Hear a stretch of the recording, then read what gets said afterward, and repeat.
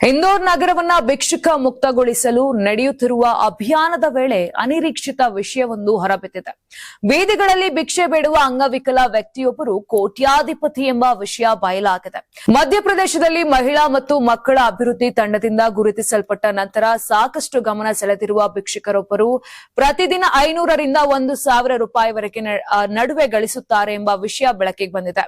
ಇತ್ತೀಚೆಗೆ ಪ್ರಾರಂಭಿಸಲಾದ ಇಂದೋರ್ ಭಿಕ್ಷುಕ ನಿರ್ಮೂಲನಾ ಅಭಿಯಾನದಲ್ಲಿ ಮಧ್ಯಪ್ರದೇಶ ಸರ್ಕಾರವು ಭಿಕ್ಷಾಟನೆಯ ಮೂಲಕ ಕೋಟಿಗಟ್ಟಲೆ ಸಂಪತ್ತನ್ನ ಸಂಗ್ರಹಿಸಿರುವ ಭಿಕ್ಷುಕರನ್ನ ಪತ್ತೆ ಹಚ್ಚಿದೆ.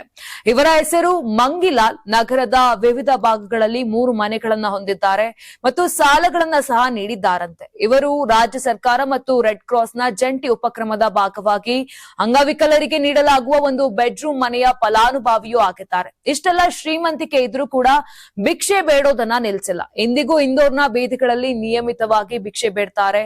ಈ ಮಂಗಿಲಾಲ್ 3 ಆಟೋಗಳು, ಮಾರುತಿ ಸುಜುಕಿ ಡಿಸೈರ್ ಕಾರ್ ಹೊಂದಿದ್ದು ಬಾಡಿಗೆಗೆ ನೀಡ್ತಾರಂತೆ. ಇಂದೋರ್ನ ಭಗತ್ ಸಿಂಗ್ ನಗರ, ಶಿವನಗರ ಮತ್ತು ಆಳ್ವಾಸ್ ನಲ್ಲಿ 3 ಅಂತಸ್ತಿನ ಕಟ್ಟಡವನ್ನ ಕೂಡ ಹೊಂದಿದ್ದಾರೆ. ನೀವು ಸಣ್ಣ ಆಗ್ಬೇಕಲ್ವಾ? ಅದು ಒಂದು ಉತ್ತಮ ಆಹಾರದಿಂದ ಸಣ್ಣ ಆಗ್ಬೇಕಲ್ವಾ? ಪ್ರತಿದಿನ ನಮ್ಮ ಜೀನಿ ಸ್ಲಿಮ್ ನ ಯೂಸ್ ಮಾಡಿ ಯಾವುದೇ ಸೈಡ್ ಎಫೆಕ್ಟ್ ಇಲ್ದಂಗೆ ನೀವು ಸಣ್ಣ ಆಗ್ತೀರಾ.